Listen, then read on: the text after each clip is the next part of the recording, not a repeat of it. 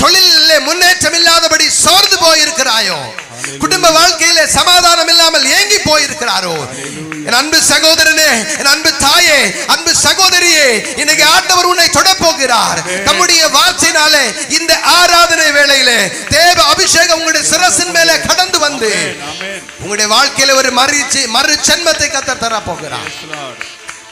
மீண்டும் உயிர்ப்பித்து மீண்டும் கட்டப்படுகிற ஒரு அனுபவத்திற்குள்ளாய் கர்த்தர் இன்றைக்கு நம்மை கொண்டு வந்திருக்கிறார். தேவன் இன்றைக்கு நம்மை கட்ட போகிறார். ஒருவேளை பலவீனம் சரீரத்தில் வந்தபோது நம்முடைய மனதிற்குள்ளே நினைத்துக் கொள்ளலாம், இதோடு இவனுடைய வாழ்க்கை முடிந்து விட்டது, இதோடு இவன் மரித்து போவான், இதோடு இவனுடைய நாசமாகி போவான் என்று சொல்லி பலர் கருதி இருக்கலாம்.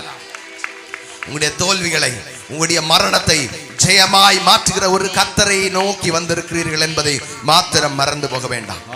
அன்புக்குரிய சிறு பிள்ளைகளே, வாலிபர்களே, தேவன் இன்றைக்கு உங்களுடைய வாழ்க்கை